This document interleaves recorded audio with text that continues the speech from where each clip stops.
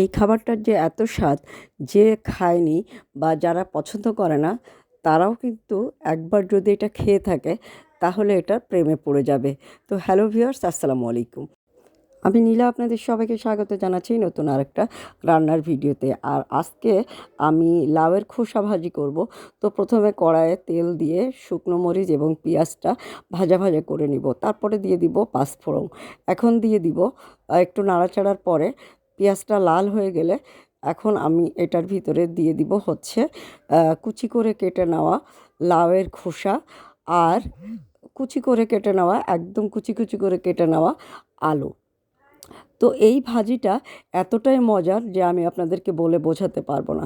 আমার খুবই পছন্দের। যারা এটা কখনো খাননি তারা একবার হলেও খেয়ে দেখবেন। বিশ্বাস করেন, খেতে কিন্তু বেশ লাগবে।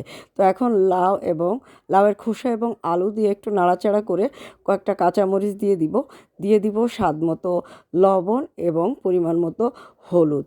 তো এইগুলো ভাজা করতে আপনারা কেউ রসুনও দিতে পারেন, তবে রসুন না দিলেও চলে।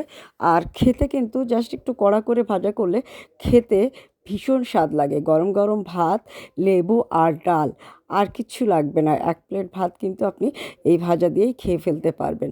তো যারা কখনো খাননি একবার হলেও ট্রাই করবেন। আর আমার খুব পছন্দের একটা খাবার, তো আমার খুবই ভালো লাগে। আর এসব সাধারণ খাবারই আমার খুব পছন্দের। তো আজকের ভিডিওটা কেমন লাগলো কমেন্ট করে জানাবেন। ভিডিওটা যদি ভালো লাগে লাইক কমেন্ট শেয়ারদের সাথে থাকবেন। সাধারণ রান্নার ভিডিওগুলো দেখার জন্য অবশ্যই আমার পেজটা ফলো করে দিবেন। সাধারণ খাবারের স্বাদই আলাদা, আর সেটা যদি হয় এরকম লাউয়ের খোসা ভাজি, তাহলে তো আর কোনো কথাই হবে না। যে কোনো সাধারণ খাবার কিন্তু অনেক মজার। যারা ভাত পছন্দ করে, ভাত ভর্তা, তাদের জন্য কিন্তু ফেভারিট একটা খাবার। তো একবার হলেও অবশ্যই ট্রাই করবেন।